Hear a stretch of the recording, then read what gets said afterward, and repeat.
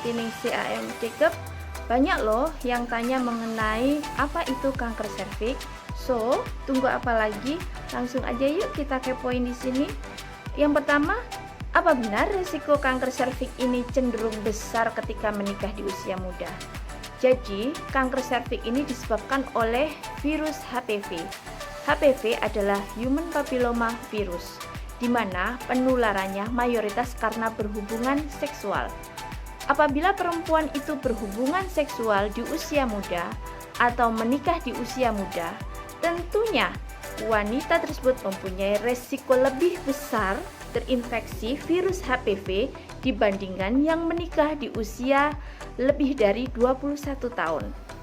Pertanyaan kedua, apa gejala awal yang bisa kita deteksi sejak dini pada kanker serviks ini? Dan apakah IVA dan Pap smear bisa jadi langkah yang baik untuk dilakukan, serta kapan harus dilakukan? Gejala pada kanker serviks stadium awal hampir tidak bergejala.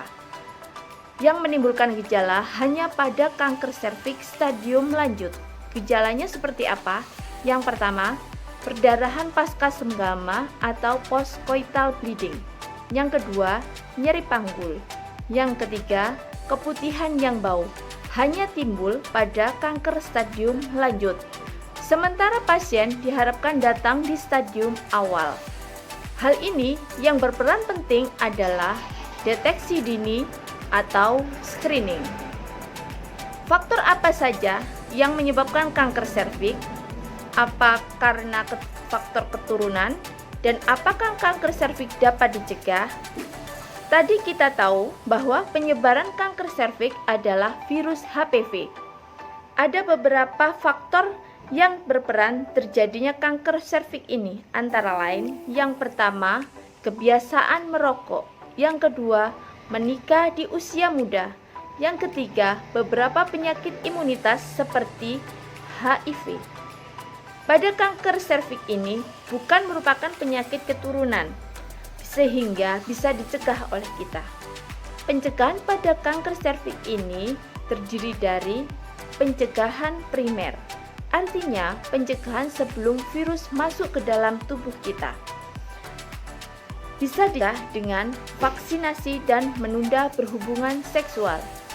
Bila virus sudah masuk ke dalam tubuh wanita tersebut, bisa dilakukan pencegahan melalui deteksi dini, melalui IVA, Pap smear atau tes HPV DNA.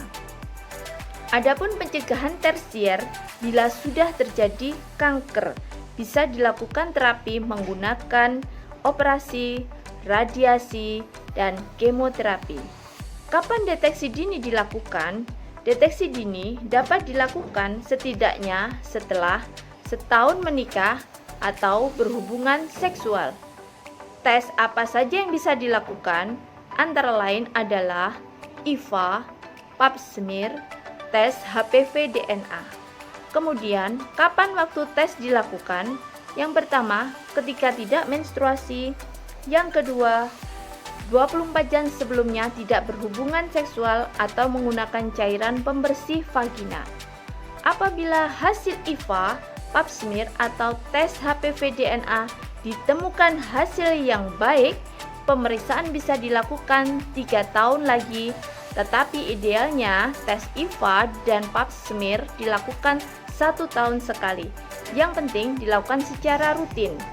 Bagaimana? Sudah paham belum nih tentang penjelasan tadi?